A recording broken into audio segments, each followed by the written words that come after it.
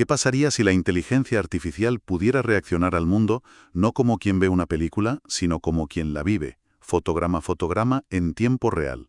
Bienvenidos a este nuevo análisis.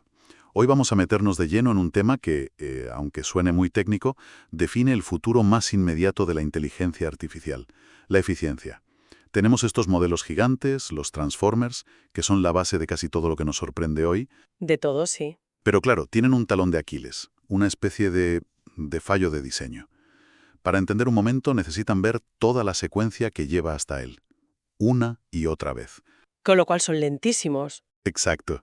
Lentos y terriblemente redundantes para tareas en vivo, como un coche autónomo o el análisis de una cámara.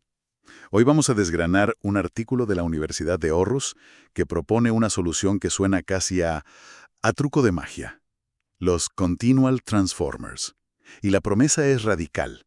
Los mismos resultados que un Transformer normal, pero muchísimo más rápido. Efectivamente, pero la pregunta clave que plantea este trabajo es si esa magia es real o es un poco un truco de perspectiva, ¿no? El objetivo es, desmontar un Transformer y volverlo a montarlo para que pueda procesar la información a medida que llega, o sea, token a token. Sin tener que recalcularlo todo. Justo. Analizaremos cómo dicen que lo han conseguido, las cifras de eficiencia, que la verdad son espectaculares. Pero sobre todo nos vamos a detener en la letra pequeña, porque esto no es una solución universal y sus limitaciones son la clave para entender dónde puede cambiar las reglas del juego y dónde no. Me parece un plan perfecto. Pues empecemos por el principio. Para entender lo bueno de la solución hay que entender bien el problema. A ver, explícalo de forma sencilla. Si un Transformer está viendo un vídeo, ¿qué está haciendo mal? Pues mira, imagina que lees una novela. Para entender la frase que estás leyendo ahora, en la página 300, un Transformer tradicional volvería a leer el libro entero desde la página 1 hasta las 300. ¡Qué barbaridad! Pero es que para leer la siguiente frase, en vez de seguir, volvería a leer desde la página 2 hasta esa nueva frase. O sea, estás releyendo el 99% del contenido una y otra vez. Computacionalmente eso es un desastre. Un desastre. Y no crece de forma lineal, crece de forma cuadrática. Cuanto más larga es la secuencia, el coste se dispara. Y eso es lo que quema los recursos y hace que la inferencia en tiempo real, con ventanas largas, sea, casi imposible. Entendido. Es fuerza bruta, básicamente. Y frente a eso, proponen un marco teórico muy estricto, lo que llaman red de inferencia continua o CIN. A mí, lo de que produce resultados idénticos me suena muy, muy ambicioso. Normalmente se habla de aproximaciones. ¿Qué condiciones tienen que cumplir para decir algo así? Y haces bien en ser escéptico porque esa es la parte más elegante y a la vez más difícil de su propuesta. Le ponen, como dices, 4 mandamientos que tiene que cumplir. El primero, procesar la información paso a paso sin redundancia. ¿Vale? El segundo, seguir siendo compatible con el método de toda la vida de procesar el lote de datos de golpe. El tercero, y este es el importante, que los resultados en los dos modos sean matemáticamente idénticos, no casi iguales. Idénticos. Idénticos.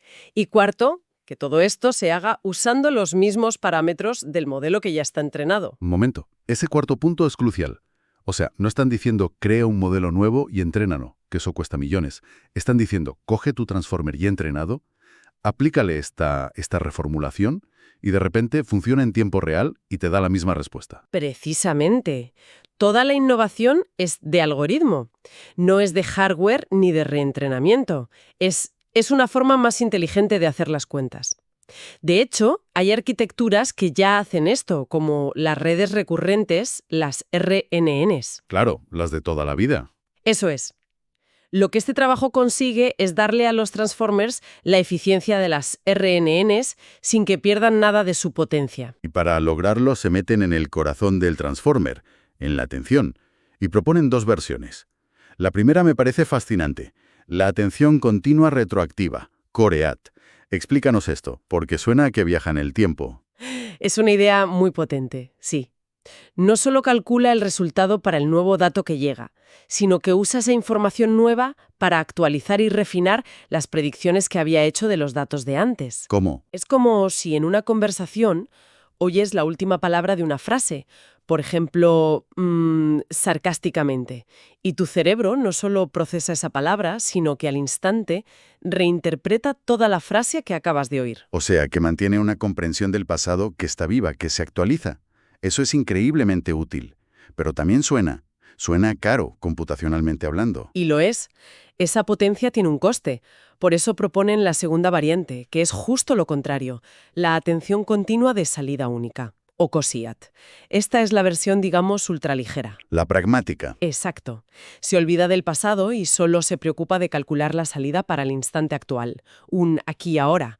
Muchísimo más rápida, claro. Entonces no es una única solución.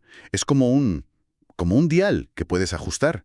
O quieres una comprensión profunda y retroactiva a costa de más cálculo, o quieres velocidad pura centrándote solo en el presente. Dado con el método tradicional, COREAT, la versión completa, reduce la complejidad de cuadrática o de n al cuadrado a lineal o de n. Vale, ¿y eso en la práctica qué significa? El artículo daba un ejemplo con 100 tokens, que no es una secuencia muy larga para vídeo o audio. Pues con esos 100 tokens, COREAT reduce la cantidad de operaciones, los flops, por un factor de 31. Es 31 veces más eficiente. 31 veces. Y COSEAT, la versión ligera, lo reduce por 100. 100 veces. 100 veces menos cálculo para obtener el mismo resultado. Es la diferencia entre algo que necesita un servidor y algo que a lo mejor te corre en un móvil. Sin duda. Pero es fundamental entender que no es gratis, ¿eh? La elección entre una y otra es un compromiso. Para un coche autónomo, a lo mejor quieres COREAT para que reinterprete el gesto de un peatón, pero para analizar el mercado financiero, donde cada milisegundo cuenta, COSIAT es tu única opción. Le da al ingeniero un abanico de posibilidades, y eso es muy valioso. De acuerdo. Han rediseñado la atención. Pero hay otro problema muy sutil que tienen que resolver. Los transformers necesitan saber la posición de cada dato. Pero en un flujo continuo, la página 5 de ahora será la página 4 en el siguiente segundo. Las posiciones cambian. Es un problema muy ingenioso, sí. Y su solución también lo es. La llaman codificación posicional reciclada, o RPE. En lugar de que la posición sea algo fijo, la codificación viaja pegada al dato. ¿Cómo que viaja? Pues que cuando un dato antiguo sale de la ventana de análisis, su codificación de posición se despega y se recicla, se le asigna al nuevo dato que acaba de entrar. Es una solución súper elegante. Suena muy bien. Casi perfecto. Pero aquí suele estar la trampa. ¿Cuál es la gran limitación de todo esto? La hay, y es una muy importante. El propio artículo es muy honesto al respecto, y eso se agradece. Toda esta promesa de que los resultados son matemáticamente idénticos se rompe, o al menos no se puede garantizar cuando apilas muchas de estas capas continuas una encima de otra. ¿Y por qué pasa eso? Si la idea de los modelos profundos es precisamente apilar capas. Usemos una analogía. Imagina una cadena de montaje con dos trabajadores, que son nuestras dos capas.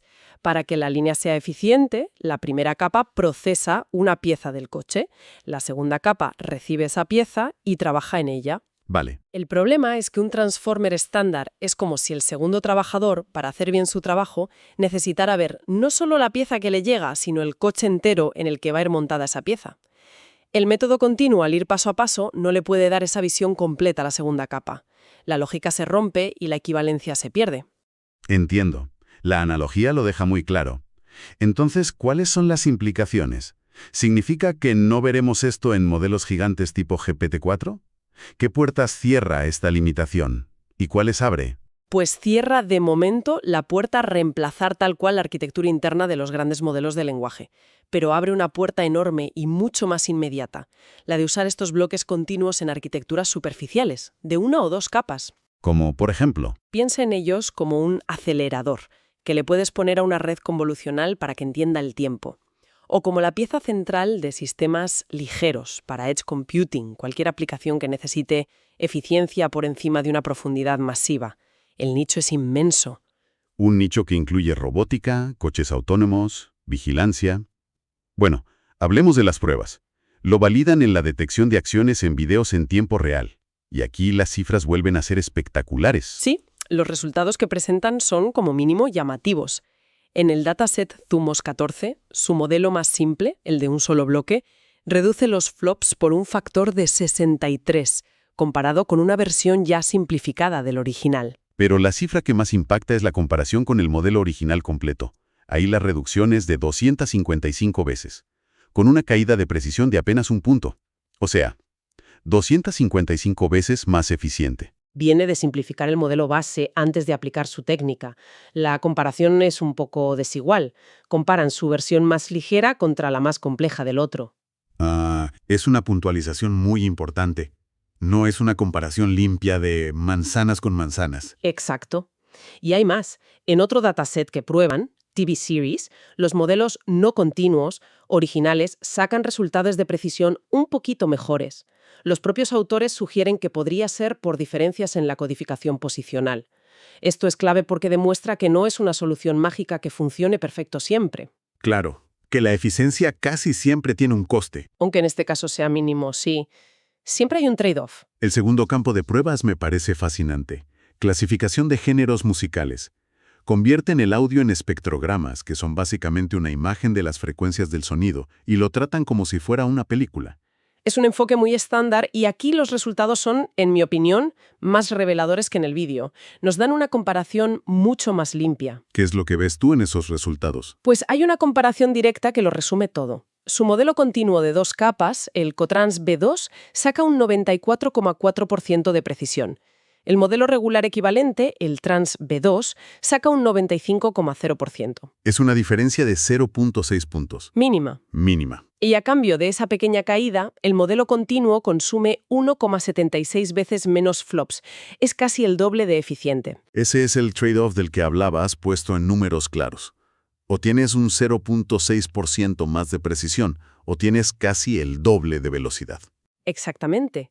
Y esto permite a quien desarrolla tomar una decisión. Quizás para catalogar música en un servidor, ese 0.6% extra es crucial.